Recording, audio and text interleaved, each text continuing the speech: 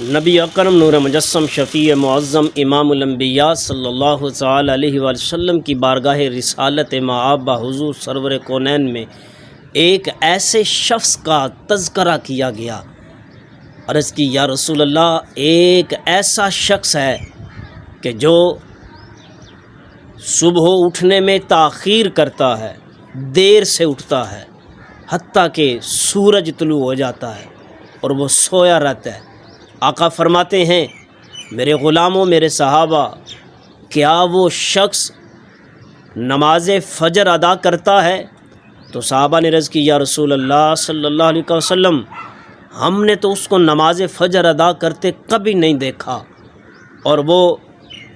تاخیر کرتا ہے، دیر سے اٹھتا ہے، حتیٰ کہ سورج بلند ہو جاتا ہے، طلوع ہو جاتا ہے۔ آقا کریم صلی اللہ تعالی علیہ وآلہ وسلم نے فرمایا ایسا شخص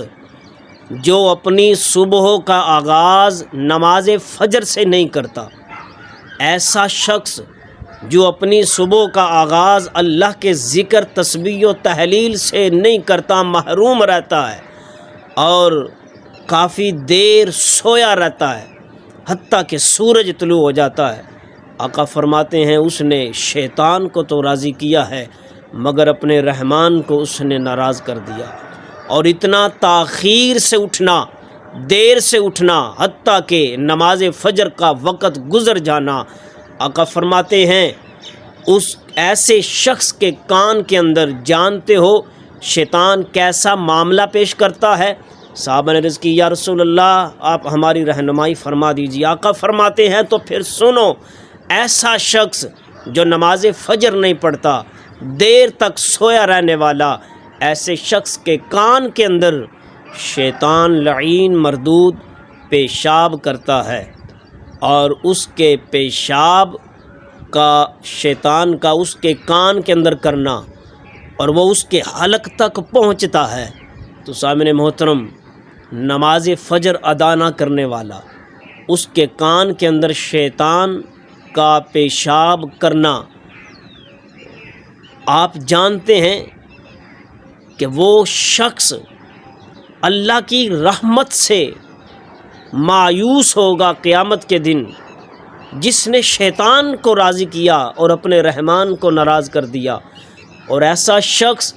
کہ جس نے شیطان کو ناراض کیا اور اپنے رحمان کو راضی کیا، اور نماز کو نماز کے وقت کے اندر ادا کیا، اور مومنوں پر نماز فرض ہے وقت مقررہ کے اندر، جنہوں نے نماز کی پابندی کی، نماز کا پابند رہا اور نماز کو ذوق اور شوق سے ادا کرنے والے، اللہ کا قرب حاصل کرنے والے، آقا فرماتے ہیں میرا رب قیامت کے دن جب کسی چیز کا سایہ نہ ہوگا،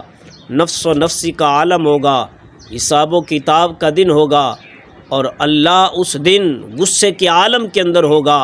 اور نماز پڑھنے والے کو قیامت کے دن اللہ اپنے عرش کا سایہ عطا فرمائے گا۔